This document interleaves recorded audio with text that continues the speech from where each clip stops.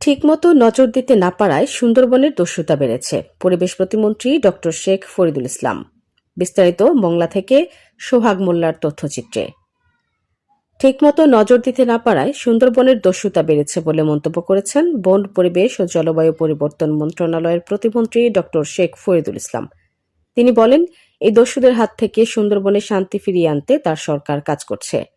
দস্যুদের আর পুনর্বাসন করা হবে না, তাদের ভালো হতে হবে না, করুণ পরিণতি ভোগ করতে হবে দস্যুদের। শনিবার বাগেরহাটের মংলা উপজেলা মিলনায়তনে টেকসই উন্নয়নের জন্য সুন্দরবন ও উপকূলীয় জীবিকার সুরক্ষা শীর্ষক দিনব্যাপী সংলাপের প্রধান অতিথি হিসেবে বক্তব্যে এসব কথা বলেন। পরিবেশ ও জলবায়ু বিষয়ক নাগরিক সংগঠন ধরিত্রী রক্ষায় আমরা ধরা, ব্রাইটার্স, পশুর রিভার ওয়াটার কিপার সচেতন ফাউন্ডেশন এবং ওয়াটার কিপার্স বাংলাদেশ এর যৌথ উদ্যোগে সুন্দরবন সংরক্ষণ, উপকূলীয় জনগোষ্ঠীর জীবন জীবিকা, জলবায়ু পরিবর্তনের প্রভাব এবং টেকসই উন্নয়ন বিষয়ক নীতি, পরিকল্পনা ও করণীয় নিয়ে জাতীয় ও স্থানীয় পর্যায়ের অংশীজনদের অংশগ্রহণে এই সংলাপ অনুষ্ঠিত হয়।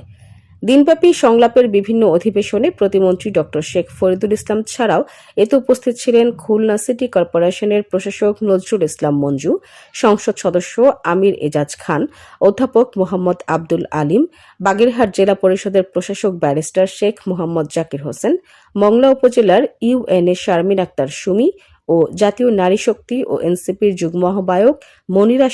সিডর, আইলা, আমপান, ঘূর্ণিঝড়ের মতো নূরজাহান, অসংখ্য ঘূর্ণিঝড় গত 10-15 বছর আমাদের এখানে আঘাত করেছে এবং সুন্দরবন তাকে আমাকে শিল্ড হিসেবে বা সুরক্ষা বর্মন হিসেবে কাজ করেছে। কিন্তু সুন্দরবনের এই যে সুরক্ষা, এইটা কিন্তু বিঘ্ন করছে এই জনপদের মানুষ। আমরা যারা সুবিধাভোগী তারাই সুন্দরবনের ক্ষতি করছি।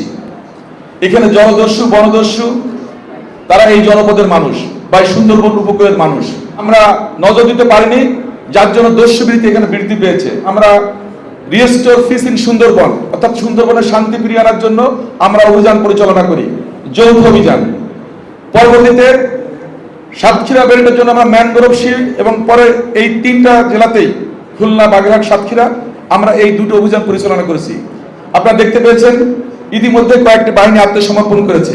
আমি বলেছিলাম যে দস্যুদেরকে আর পুনর্বাসন করা হবে না, কারণ এর আগে করা হয়েছিল, তারা ফিরে আসেনি।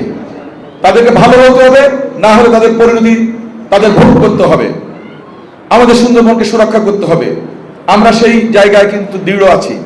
বন বিভাগের কেউ যদি অন্যায় করে আপনারা বলবেন সুনির্দিষ্ট প্রমাণ, আমরা ব্যবস্থা নিব। বন বিভাগ যদি এখানে বিষ প্রয়োগ করে মাছ শিকার করা হয়, অনেকে বলে বন বিভাগের কর্মকর্তা জড়িত আছে, যদি প্রমাণ হয় আমরা ব্যবস্থা নিব। তবে আমি আমাদেরকে বলবো যে আপনারা নিজেরা সচেতন হন, কারণ যারা বিষ দিচ্ছে তারা এই জনপদের মানুষ। আমি বিভাগীয় কমিশনকে বলেছি যে আপনারা প্রত্যেকে নির্দেশনা দেন, বাজারে যাবে, আকস্মিক ভিজিট করবে, যদি বিষ প্রয়োগ করে মাছের প্রমাণ পাওয়া যায়, কোথা থেকে কিনছে, সে কার থেকে কিনছে, আমরা এটার রুটে যেতে চাই এবং এই ব্যাপারে কোনো রকমের ছাড় দেওয়া হবে না।